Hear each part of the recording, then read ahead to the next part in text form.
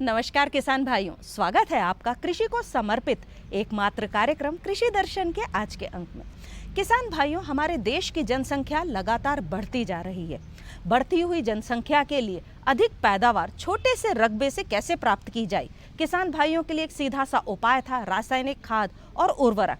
लेकिन क्या कभी ये सोचा है कि रासायनिक खाद और उर्वरक जहां एक और पर्यावरण को बहुत नुकसान पहुंचा सकते हैं, वहीं दूसरी ओर मानव स्वास्थ्य के लिए भी ये बहुत ही हानिकारक होते हैं। तो किस प्रकार से इस रासायनिक खाद के हानिकारक दुष्प्रभावों से बचा जा सकता है? सीधा और एक छोटा सा उपाय है जैविक खाद। जैविक खेती से किस प्रकार से हम अपने स्वास्थ्य को, भूमि के स्वास्थ्य को बचा सकते हैं, चलिए आज जानते हैं अपने इस अंक में। हमें इस विषय की जानकारी देने के लिए हमारे साथ उपस्थित हैं हमारे एक विशेष अतिथि, जो कि हैं डॉक्टर गगनेश शर्मा। ये आए हुए हैं हमारे पास जबलपुर से। ये क्षेत्रीय जैविक खेती केंद्र में उपस्थित हैं। सर नमस्कार, स्वागत है आपका। सबसे पहले तो आप हमारे किसान भाइयों को ये बताएं कि मध्य प्रदेश में जैविक खेती का अस्तित्व क्या है, जो हमारी सरकार है वो किस प्रकार से इसके लिए योजनाएं चलाई रही हैं। जैविक खेती का जो स्तर है मध्य प्रदेश में वो बहुत अच्छा है, और मध्य प्रदेश में जो राज्य सरकार है वो भी जैविक खेती के लिए अच्छे कदम उठा रहे हैं। और मिलकर जो सेंट्रल गवर्नमेंट की जो स्कीम है परंपरागत कृषि विकास योजना और पीजीएस सिस्टम ऑफ सर्टिफिकेशन, ये जो स्कीम है ये छोटे किसानों के लिए एक बहुत अच्छी स्कीम भारत सरकार ने, कृषि मंत्रालय ने शुरू की है। और कृषि मंत्रालय जो भारत सरकार का है दिल्ली में, और राज्य सरकार का जो मंत्रालय है वो मिलकर इसको 60:40 की रेशो में ये इसमें सब्सिडी का प्रावधान है। और छोटे किसान जो 1 एकड़ में होते हैं वो क्लस्टर मोड में इकट्ठा होके 30 से 40 किसान इकट्ठा होकर एक समूह बनाते हैं, और समूह में उनको 15 लाख तक की सब्सिडी का प्रावधान है 3 साल के लिए। और इसमें पीजीएस सिस्टम जो प्रमाणीकरण का दूसरा विकल्प है किसान भाइयों के लिए, छोटे किसानों के लिए, उसको इम्प्लीमेंट किया जाता है। और भारत सरकार के जो regional centre of organic farming है वो इसमें हेल्प करता है। तो मैं आपको ये बताना चाहूँगा मैडम कि ये बहुत गर्व की बात है कि किसान भाइयों के लिए कि 1 लाख से ज़्यादा किसान परंपरागत कृषि विकास योजना में इस वक्त मध्य प्रदेश में कार्य कर रहे हैं जैविक खेती के लिए जी। और प्रमाणीकरण भी इनका पीजीएस पोर्टल के थ्रू हो चुका है, अच्छा जो कि जी। सारा ऑनलाइन है जी। और मार्केटिंग भी ऑनलाइन की जाती है।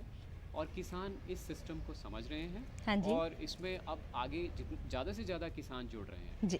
2 फेज में इस स्कीम को इम्प्लीमेंट किया गया। 2016-17 से स्कीम शुरू की गई जी। चूँकि मध्य प्रदेश में ये 1 साल लेट शुरू हुई, तो यहाँ पर पहले फेज में 880 क्लस्टर पूरे हुए, जो 50 एकड़ का एक क्लस्टर होता है। हाँ जी। 20 हेक्टेयर का एक क्लस्टर और 1 एकड़ एक किसान का इसमें एरिया होता है जी। और 500 क्लस्टर दूसरे फेज में दिए गए। और थर्ड फेज में अब 2448 क्लस्टर इसमें कार्य कर रहे हैं। अच्छा जी। और 1 लाख 1 हेक्टेयर से ज़्यादा ज़मीन जो है किसानों की जैविक खेती में इस वक्त बुआई हो रही है और सब कार्य हो रहे हैं। जी डॉक्टर साहब, क्या हमारे जो किसान भाई हैं, जैसा कि आपने बताया कि प्रावधान है उनके लिए, जो उनके लिए योजनाएं चलाई जा रही हैं वो अनुदान प्राप्त कर सकते हैं, तो किसान भाई इसमें आवेदन किस प्रकार से कर सकते हैं? किसान भाइयों के लिए बहुत सिंपल है कि उनको जो लोकल उनका कृषि अधिकारी है, जैसे गांव में अगर किसान भाई हैं उनको पता नहीं चल रहा है, तो सबसे पहले तो अपने लोकल कृषि अधिकारी से मिलें, या डिप्टी डायरेक्टर एग्रीकल्चर जो कृषि के जो इंचार्ज होते हैं, हाँ जी। या प्रोजेक्ट डायरेक्टर आत्मा, वो प्रमाणीकरण और सर्विस प्रोवाइडर के लिए टेक्निकल एक्टिविटीज़ के बारे में बताएंगे। इस तरह से परंपरागत कृषि विकास योजना का इम्प्लीमेंटेशन करना है खेत में किसान भाइयों को। तो सबसे पहले किसान भाइयों को बोलना होता है कि हमें PKVY स्कीम और पीजीएस सिस्टम प्रमाणीकरण से जोड़िए, और हमें जो सेंटर और स्टेट गवर्नमेंट की स्कीम मिलकर जो चल रही है, हाँ उसमें सब्सिडी का हमें लाभ उठाने का मौका दीजिए। अच्छा और क्लस्टर मोड में पूरा गांव इसमें क्लस्टर फॉर्म में आता है। अच्छा जी। वैज्ञानिक तरीके से जो खेती की जाती है, जैविक खेती, वो अगर हमारे किसान भाई जानना चाहें कि किस प्रकार से वो करें? जैविक खेती तो किसान भाइयों को पता ही है, और बहुत से हमारे जो पूरे परंपरागत खेती जो हमारी है वो जैविक ही थी। जब तक केमिकल फर्टिलाइजर्स, पेस्टिसाइड्स आए नहीं थे, रसायन आए नहीं थे, तब तो हमारी जैविक खेती ही होती थी, तो परंपरागत खेती कह लें जी। परंतु जैविक खेती सभी लोग कर रहे हैं, अपने किचन गार्डन में भी करते हैं, जहाँ काऊ डंग या गाय के गोबर की कंपोस्ट, जी। इसकी वर्मी कंपोस्ट को बनाया जाए, पर ये इतना सिंपल नहीं है। हाँ जी। हमें इसको वैज्ञानिक ढंग, जैसे कि आपने नाम दिया है इसको, जी। कि वैज्ञानिक ढंग से खेती, जैविक खेती कैसे अपनाई जाए, हाँ जी। उसमें अभी हम बहुत पीछे हैं। तो उसके लिए किसान भाइयों को शुरुआत करनी होती है पैकेज ऑफ प्रैक्टिसेस की। अच्छा तो जी। पैकेज ऑफ प्रैक्टिसेस जो होती हैं वो आपको लोकल कृषि विज्ञान केंद्र से मिल सकती हैं, या कृषि अधिकारी से भी आप बातचीत कर सकते हैं जी। किसान भाई, जी। या राज्य सरकार के जो पोर्टल है जी। कृषि मंत्रालय का आपका, उसमें से भी अगर जैसे आजकल किसान भाई, किसानों के जो बच्चे हैं वो पढ़े लिखे हैं, हाँ जी। वो तो एंड्रॉयड फ़ोन से डाउनलोड कर सकते हैं, हाँ जी। प्रिंट ले सकते हैं। जी। तो भारत सरकार की भी वेबसाइट से, आप national centre of organic farming की वेबसाइट से भी पैकेज जी। ऑफ प्रैक्टिसेस आप डाउनलोड कर सकते हैं। किस तरह से एक वैज्ञानिक ढंग से खेती करनी है वो पूरा के पूरा उस पैकेज ऑफ प्रैक्टिसेस में दिया जाता है। जी। इसके अलावा हमने मध्य प्रदेश में एक बहुत अच्छी बुकलेट निकाली है, वो पैकेज ऑफ प्रैक्टिसेस की 15 साल की जो वैज्ञानिकों की रिसर्च है, अच्छा। 10-12 क्रॉप्स के ऊपर, जी। जिसमें गेहूं है, मक्का है, राइस है, अच्छा। और सब्जियां भी है, और कुछ वेजिटेबल्स और भी हैं इसमें, जी। दलहनी फसलें हैं जी। जैसे मटर, चना, इन सब के ऊपर पैकेज ऑफ प्रैक्टिसेस तैयार हैं। पैकेज ऑफ प्रैक्टिसेस का, जैसे कि किसान भाई जानते ही हैं, एग्रीकल्चर यूनिवर्सिटी का सबसे इम्पॉर्टेंट रोल होता है, वही पैकेज ऑफ प्रैक्टिसेस बनाती हैं। जी। और पैकेज ऑफ प्रैक्टिसेस का मतलब है कि किसान भाइयों के लिए आसानी से जैसे बीज से शुरू किया जाए, या भूमि का चयन करना है हाँ जैविक जी। खेती में, जी। तो कैसे किया जाए, उसमें हमें क्या गाइडलाइंस फॉलो करनी है, तकनीकी आधार पर। स्टैंडर्ड्स तो होते हैं जैविक खेती के, वो प्रमाणीकरण एजेंसी करवाती है जी। इम्प्लीमेंट खेत में, जी। वो पीजीएस सिस्टम और सर्टिफिकेशन होता है। परंतु जो तकनीक है, जैसे कि बीजोपचार, कैसे हमें गाय के जो गौमूत्र है उसका यूज़ करके कैसे हमें बीजामृत, जीवामृत तैयार करना है, हाँ और जी। कैसे हमें बीज का बीजोपचार से शुरुआत करनी है। जी। बीज से पहले कैसे, कितनी खाद, वर्मी कंपोस्ट अगर हमने बनाई है, केंचुआ खाद या खाद बनाई है, जैसे प्रति एकड़ 1.5 टन डालनी है, जी। 1 टन, ये मैं आपको रफ बता रहा हूँ। हाँ जी। परंतु जी। पैकेज ऑफ प्रैक्टिसेस में बहुत विस्तृत जानकारी दी गई है अच्छा। कि किसान भाइयों को 1 एकड़ में अगर जैविक खेती करनी है, और खरीफ क्रॉप में या रबी क्रॉप में कुछ भी आप उगा रहे हैं, जी। तो क्रॉप वाइज आपको पैकेज ऑफ प्रैक्टिसेस की डिटेल दी गई है अच्छा। कि बीज में बीजोपचार कैसे करना है, ग्रीन मैन्योरिंग, हरी खाद आपको कितनी डालनी है, कैसे जी। उगानी है, जी। ढैंचा, सनहैम, ये कैसे उगा सकते हैं, और कैसे इससे फर्टिलिटी बढ़ेगी, जी। मिट्टी कैसे उपजाऊ होगी, क्योंकि जी। आपको केमिकल तो हटाना सही। है। तो सही। केमिकल हटा के आप कैसे इसको रिप्लेस करेंगे, ग्रीन मैन्योरिंग क्रॉप से शुरुआत करनी है, कैसे आप क्रॉप रोटेशंस करेंगे, हाँ जी। जो फसल चक्र है वो कैसे अपनाएंगे हाँ किसान जी। भाई, जी। क्या फसल चक्र उनके लिए अच्छा रहेगा, जी। और किस तरह से उनको जो तत्व हैं सॉइल की फर्टिलिटी को बढ़ाने के लिए, मृदा की ताकत को बढ़ाने के लिए, हाँ जी। कैसे उसको उपजाऊ बनाने के लिए, जी। कैसे कंपोस्ट बनानी है ऑन फार्म या ऑफ फार्म भी आपको मंगवाने हैं, तो जो जैविक उर्वरक हैं वो कैसे खरीदने हैं, हाँ कहाँ जी। से खरीदने हैं, जी। जी। कितनी मात्रा में उनको डालना है, अच्छा जी। कब उसका उपयोग करना है, जी। स्प्रे करना है या मिट्टी में उसको डालना है या बीजोपचार करना है। किसान भाइयों, हमारी चर्चा जारी रहेगी, लेकिन अभी रुकते एक छोटे से ब्रेक के लिए।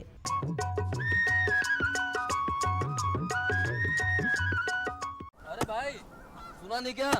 केसीसी ने किसानों का जिंदगी बदल दिया है। देश के छोटे किसान 1,60,000 रुपये तक का कर्ज बिना किसी गारंटी को ले पाएंगे। ब्याज खोरों से भी पीछा छुटा। मैं तो जैविक खेती का पूरा सामान मंगा लिया, केसीसी का भी कोई दबाव नहीं है। ब्याज चुकाने के लिए पूरा 1 साल मिलता है। समय पर भुगतान करने पर केवल 4% के सालाना ब्याज पे लोन मिल गया मुझे। अपना आधार कार्ड, लेटेस्ट फोटो और जमीन के कागजात लेके अप्लाई करो बस। और नामांकन भरने के लिए जेब भी ढीली नहीं करनी पड़ी।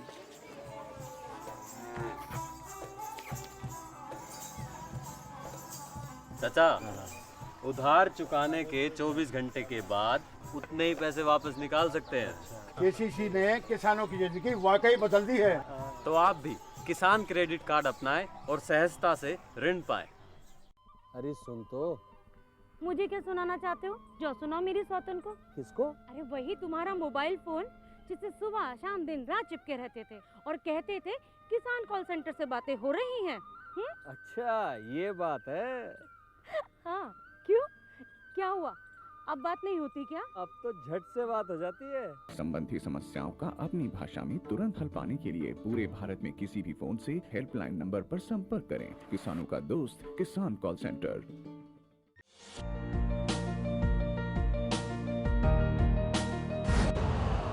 यूरिया का स्वदेशी उत्पादन 70 लाख टन बढ़ाने के लिए 6 उर्वरक संयंत्रों का उद्धार किया जा रहा है। FCIL के गोरखपुर, सिंदरी, तलचर और रामागुंडम संयंत्र, HFCL की बरौनी इकाई और BVFCL की नामरू फोर्थ। सोने पर सुहागा ये है कि देश में अब बनेगा सिर्फ नीम लेपित यूरिया, क्योंकि इससे होगा किसानों का फायदा ही फायदा। अनाज का उत्पादन 10% तक बढ़ेगा। बढ़ेगी 10 से 15% नाइट्रोजन क्षमता।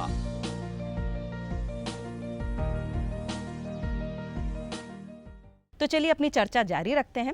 डॉक्टर साहब, आप इसके बाद हमारे किसान भाइयों को बताइए कि जो प्रमाणीकरण की जो प्रोसेस है वो बहुत ज़्यादा ज़रूरी है, क्योंकि किसान भाइयों ने तो जैविक खेती कर ली, उससे उनका उत्पाद भी बन गया, लेकिन किस प्रकार से वो उनके उत्पाद को प्रमाणीकरण कर सकते हैं जिससे कि उनको बाजार मूल्य अच्छा प्राप्त हो सके? प्रमाणीकरण सबसे इम्पॉर्टेंट है, सबसे ज़रूरी है जैविक खेती में। ये इस वक्त सभी किसान भाइयों को समझ जाना चाहिए और उनको समझना होगा कि जैविक सिर्फ तकनीक जब हम जैविक अपनाते हैं तो वहाँ तक हमारी जैविक खेती सीमित नहीं है। जैविक खेती तभी आपकी जैविक कहलाएगी, आपका जो उत्पाद है वो तभी जैविक कहला पाएगा अगर आप प्रमाणीकरण की प्रक्रिया से गुजरेंगे। हाँ जी। तो प्रमाणीकरण की प्रक्रिया इस वक्त जो भारत में चल रही है वो national programme for organic production के तहत national standards for organic production, जो राष्ट्रीय स्तर पर जो स्टैंडर्ड्स हैं, जो मानक हैं, वो है NSOP, national programme for organic production, और national standards of organic production. हाँ जी। उनकी गाइडलाइंस के तहत ही प्रमाणीकरण की प्रक्रिया चलती है। प्रमाणीकरण की प्रक्रिया में गाइडलाइंस होती हैं, उनको किसान भाइयों को बताया जाता है जी। कि क्या डालना है, क्या रिस्ट्रिक्टेड है, क्या परमिटेड है किसान भाइयों के खेत में, और किस तरह से किसान भाइयों को अपनी डॉक्यूमेंटेशन करनी है, ये उन प्रमाणीकरण की प्रक्रिया में बताया जाता है। थोड़ी सी पेचीदा होती हैं। 2 प्रकार के प्रमाणीकरण हैं जो मैं आसानी से जल्दी से आपको समझाना जी चाहूँगा किसान बिल्कुल। भाइयों को। एक है थर्ड पार्टी सर्टिफिकेशन, जो अपेडा के द्वारा एक्रेडिट एजेंसियों के थ्रू होती है। यहाँ पर जो मध्य प्रदेश है, यहाँ पर Madhya Pradesh state organic certification agency है, ये किसान भाइयों को पता ही होगा, जो बड़े किसानों का बड़े ग्रुप में उनका प्रमाणीकरण करती है। और ये प्रमाणीकरण के लिए किसान भाइयों को कुछ फीस अदा करनी होती है। अच्छा। फीस भी देनी पड़ती है जी। जो कि 25,000 से लेके और 1.5 लाख तक हो सकती है। तो किसान भाई जो बड़े हैं वो तो ये फीस बियर कर लेते हैं और प्रमाणीकरण की प्रक्रिया को आसानी से समझ भी जाते हैं। हाँ जी। परंतु जो छोटे किसान हैं, 1 एकड़, 2 एकड़, 4 एकड़ वाले स्मॉल और मार्जिनल फार्मर्स जी। जिनको हम कहते हैं, जी। गरीब किसान भी हैं, उनको अगर जैविक खेती करनी है तो उनके लिए प्रमाणीकरण का विकल्प जो है वो मिनिस्ट्री ऑफ एग्रीकल्चर की national centre of organic farming के द्वारा जी। क्रियान्वयन किया जा रहा है। हाँ जी। वो है PGS सिस्टम ऑफ सर्टिफिकेशन। अच्छा। वो किसान भाइयों को जरूर समझना चाहिए और अपनाना चाहिए जो छोटे किसान हैं। हाँ जी। तो मैं आपको बताना चाहूँगा कि ये प्रमाणीकरण सिस्टम में किसानों को मुफ्त में प्रमाणीकरण करवाया जाता है। अच्छा। ये सबसे बड़ी बात है। अच्छा जी। और PGS सिस्टम ऑफ सर्टिफिकेशन का मतलब है पार्टिसिपेटरी गारंटी सिस्टम, मतलब किसानों के द्वारा खुद का प्रमाणीकरण खुद ही करना। ओहो, मतलब किसानों अच्छा जी। को एम्पावर भी किया जाता ओके, है, जैसे जी। वुमेन एम्पावरमेंट जी, है, जी, जी, वैसे ही बिल्कुल। किसानों की एम्पावरमेंट, हाँ किसानों जी। की एजुकेशन इस PGS सिस्टम ऑफ सर्टिफिकेशन में करवाई जाती है। और किसानों की ट्रेनिंग, लीड रिसोर्स पर्सन बनाया जाता है। मैं शॉर्ट में आपको बताऊं, जी। लोकल ग्रुप का हेड होता है, जैसे क्लस्टर अच्छा। बेस्ड हाँ जी। PKVY स्कीम चल रही ठीक, है। ठीक, तो बिल्कुल। इसमें PGS सिस्टम ऑफ प्रमाणीकरण है, तो इसमें किसानों को सब्सिडी तो दी जाती है PKVY स्कीम में, परंतु PGS सिस्टम में कैसे उनको खुद ट्रेनिंग लेनी है, कैसे उनको प्रमाणीकरण में कागज जो है वो मेंटेन करने हैं, कैसे ट्रेनिंग करवाई जाती है भारत सरकार के द्वारा, स्टेट गवर्नमेंट के द्वारा, और उनको ट्रेनिंग में बताया जाता है कि उनको कैसे प्रमाणीकरण की प्रक्रिया खुद करनी है। अच्छा, एक कमेटी बनाई जाती है किसानों जी, की, जी। उसमें कंज्यूमर और बायर भी हो सकते हैं हाँ जी। डिस्ट्रिक्ट के। जी। तो इस तरह से ये प्रमाणीकरण की प्रक्रिया शुरू होती है जी। और किसान भाई खुद अपने किसानों की रेटिंग देते हैं, कॉम्प्लाई किया जा रहा है, पेस्टिसाइड तो नहीं डाला जा रहा है। अच्छा। ये किसान भाई आपस में खुद ही देखते हैं और खुद ही इसको सर्टिफाई करते हैं। जी, तो जी। इतनी अच्छी PGS सिस्टम ये, और सारा ऑनलाइन मोड में होता है, अरे वेब वाह। पोर्टल के। जी। अगर आप अपनी तरह से समझाना चाहें कि मानव स्वास्थ्य के लिए जैविक खेती किस प्रकार से उपयोगी है? जी। ये तो सबसे ज़रूरी है और सभी इस वक्त मुझे लगता है कि भारतवर्ष के सभी जो लोग हैं, सभी जितने भी जन हैं, सब जान चुके हैं कि जैविक खेती हमारी सेहत के लिए को अपनाना हमारी सेहत के लिए कितना इम्पॉर्टेंट है। जैविक खेती के लिए सबसे पहले आप देखिए इसके 4 प्रिंसिपल हैं। Principle of health, principle of environment, जो जिसके आधार पर जैविक खेती की जाती है, जो international federation for organic agriculture movements है, उन्होंने ये 4 प्रिंसिपल बताए गए वैज्ञानिकों के द्वारा बनाए गए। हाँ जी। और ये इंटरनेशनल लेवल पर अपनाए जाते हैं। Principle of health, principle of care, principle of environment और प्रिंसिपल ऑफ फेयरनेस। मतलब हेल्थ की बात अगर हम करें तो सबसे पहले तो मृदा की हेल्थ की बात की जाती है कि मृदा स्वस्थ हो गई तो हमारा जो जलाशय हैं, हमारे जल जो है वो भी शुद्ध होगा। हाँ उसमें भी केमिकल पेस्टिसाइड के कण नहीं आएंगे। बिल्कुल। और हमारे जीव जंतु जानवर भी पेस्टिसाइड वाला जो पानी है वो नहीं पिएंगे जी। और एनवायरनमेंट, प्रिंसिपल ऑफ हेल्थ, ये एनवायरनमेंट हेल्थ में हमारी मृदा की हेल्थ, जानवरों की हेल्थ, पशुओं की हेल्थ, उसके बाद जो अनाज निकलेगा वो भी गुणवत्ता वाला और हेल्दी अनाज होगा, तो प्रोडक्ट भी हेल्दी होगा और जो खाने वाले हैं वो तो हेल्दी होंगे ही बिल्कुल होंगे। बिल्कुल। तो उनके अंदर भी पेस्टिसाइड्स वगैरह नहीं जाएंगे, कण नहीं जाएंगे। और जब शुद्ध अनाज मिलेगा, पेस्टिसाइड रही और उसके अंदर फर्टिलाइज़र जो है आर्टिफिशियल ज़्यादा नहीं डाले गए होंगे जी। और हमारा एनवायरनमेंट भी शुद्ध होगा, जी। तो जो खाने वाला है उनको बीमारियाँ तो बिल्कुल कम लगेंगी। हाँ जी। और जैसे कि आजकल ब्लड प्रेशर, शुगर, ये सारी चीज़ें हो रही हैं। जी। आर्टिफिशियल जो जिसे हम कहते हैं कि हम आर्टिफिशियल अनाज खा रहे हैं। जी, जी। आर्टिफिशियल अनाज का मतलब है जो केमिकल से और पेस्टिसाइड से उगाया गया। हाँ जी। उसके अंदर वो गुणवत्ता नहीं है, जी, क्वालिटी नहीं है, बिल्कुल ठीक। उसके अंदर वो फ्लेवर नहीं होता है। तो अनाज की क्वालिटी भी बहुत इम्प्रूव होती है और रिसर्च स्टडीज़ में पाया गया है वैज्ञानिकों के द्वारा कि जो भी उत्पाद जैविक होता है उसका एरोमा तो अद्भुत होता ही होता है, परंतु उसकी जो शेल्फ लाइफ है, जो जी। कीपिंग क्वालिटी है वो जी। भी बढ़ जाती है। तो जी, किसान जी। भाई कुछ अपनी सब्जी जी। ज़्यादा देर तक रख सकते हैं अपने पास जी। बेचने के लिए भी, ठीक। अगर लोकल लेवल पर जी। उनको बेचना। जी डॉक्टर साहब, आप आए हमारे साथ और इतनी अच्छी जानकारियाँ शेयर की हमारे किसान भाइयों के लिए, उसके लिए आपके लिए बहुत बहुत धन्यवाद। किसान भाइयों, अब हम चलते हैं और देखते हैं कि कृषि जगत में क्या कुछ हलचल चल रही है। तो चलिए देखते हैं खबरें खेती की।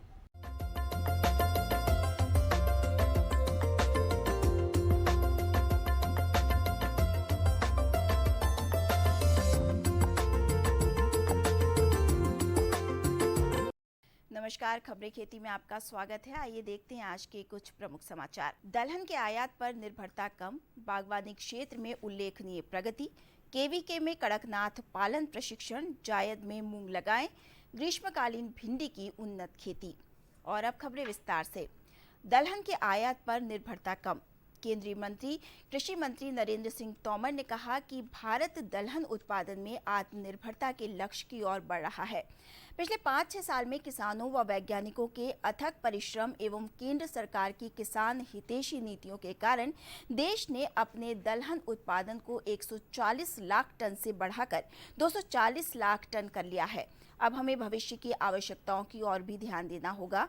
एक अनुमान के अनुसार वर्ष 2050 तक लगभग 320 लाख टन दलहन की आवश्यकता होगी। प्रधानमंत्री नरेंद्र मोदी के आह्वान के बाद दलहन में आयात पर निर्भरता कम हुई है और देश को प्रति वर्ष 15,000 करोड़ रुपए से अधिक की बचत हो रही है। बागवानी के क्षेत्र में उल्लेखनीय प्रगति। भारत ने बागवानी के क्षेत्र में और बागवानी के उत्पादों के निर्यात में काफी प्रगति की है। भारत में उत्पादित बागवानी फसलों की विदेशों में मांग बढ़ रही है।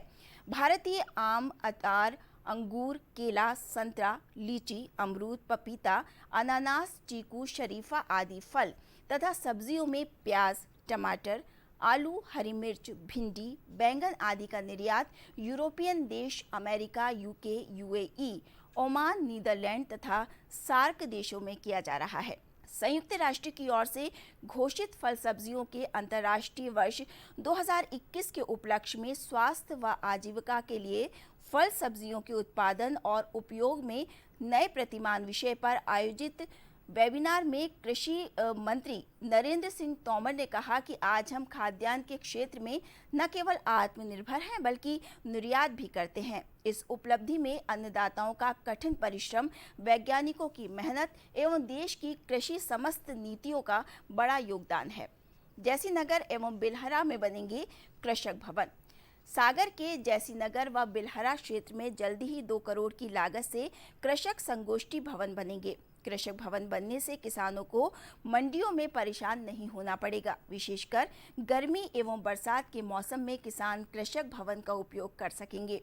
किसानों की बहुप्रशिक्षित मांग शीघ्र पूरी होने जा रही है। मंडी में सर्व सुविधा युक्त कृषक भवन निर्मित होगा। किसानों को किसी प्रकार से किसी समस्या का सामना नहीं करना पड़ेगा। मंडी में आगमन पर किसानों का स्वागत सत्कार किया जाएगा। इसके निर्देश शासन द्वारा जारी कर दिए गए हैं। अन्नदाता किसानों के लिए विश्राम के भी पर्याप्त इंतजाम रहेंगे। केवीके में कड़कनाथ पालन प्रशिक्षण। कृषि विज्ञान केंद्र झाबुआ के आर्या परियोजना अंतर्गत 5 दिवसीय कड़कनाथ प्रशिक्षण का आयोजन किया गया है। इस प्रशिक्षण कार्यक्रम में चयनित ग्राम छापरी, हत्यादेली, बरखेड़ा एवं नवापाड़ा नवीन के 50 कृषकों को प्रशिक्षित किया गया है। इस परियोजना के एक मुख्य घटक कड़कनाथ मुर्गी पालन प्रशिक्षण द्वारा किसानों के आजीविका के स्थायित्व एवं उनकी आय को दोगुनी करने में सहायक होगा। वैज्ञानिक पद्धति से कड़कनाथ पालन के बारे में बताते हुए किसानों को मुर्गी पालन में आने वाली समस्याओं के निराकरण के बारे में बताया गया। सर्वविदित है कि कड़कनाथ प्रजाति का चयन मध्य प्रदेश सरकार द्वारा एक जिला एक उत्पाद के लिए किया गया है। इसमें 2000 किसानों को लाभान्वित करने का लक्ष्य निर्धारित किया गया है। जायद में मूंग लगाएं। जिन किसान भाइयों के पास पर्याप्त पानी का साधन हो वे जायद में मूंग की फसल लगाकर अतिरिक्त लाभ कमा सकते हैं। मूंग की उन्नत किस्में लगाकर एवं आधुनिक तकनीक का प्रयोग करके जायद मूंग को फायदेमंद बनाया जा सकता है।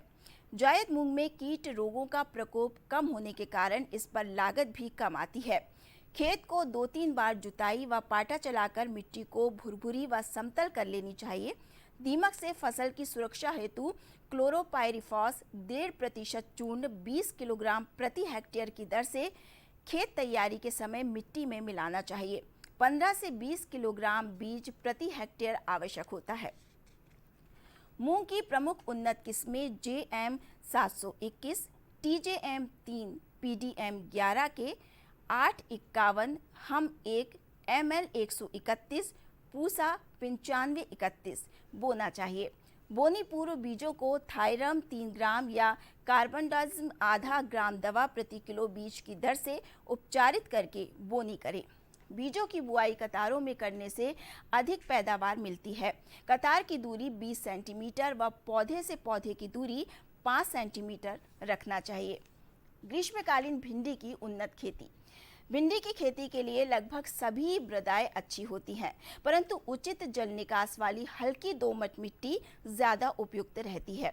2 से 3 जुताई कर भूमि को भुरभुरा बना लेना चाहिए। यदि खेत में दीमक का प्रकोप होता है तो अंतिम जुताई से पहले क्लोरोपाइरिफॉस कीटनाशक दवा का चूर्ण 20 किलोग्राम प्रति हेक्टेयर की दर से भुरकाव कर दें। अच्छी फसल के लिए उन्नत किस्म लगाना अत्यंत आवश्यक है। इसके लिए पूसा सावनी, पूसा मखमली, पार्किस, लॉन्ग ग्रीन, परमनी, क्रांति, पंजाब पद्मिनी, अर्का अभय, अर्का अनामिका इत्यादि लगाना चाहिए। गर्मी की फसल के लिए 18 से 20 किलोग्राम बीज प्रति हेक्टेयर उपयुक्त रहता है। बुआई से पहले बीजों को 24 घंटे पानी में डुबो दें, इससे अंकुरण अच्छा होता है। गर्मी की फसल की बुआई का उचित समय फरवरी मार्च में तथा पहाड़ी क्षेत्रों में अप्रैल मई में ठीक रहता है। भिंडी की बुआई कतार विधि से करनी चाहिए। गर्मी की फसल के लिए कतार से कतार 25 से 30 सेंटीमीटर तथा पौधे से पौधे की दूरी 15 से 20 सेंटीमीटर उपयुक्त रहती है। आज के समाचारों में फिलहाल इतना ही। इजाजत दीजिए। नमस्कार।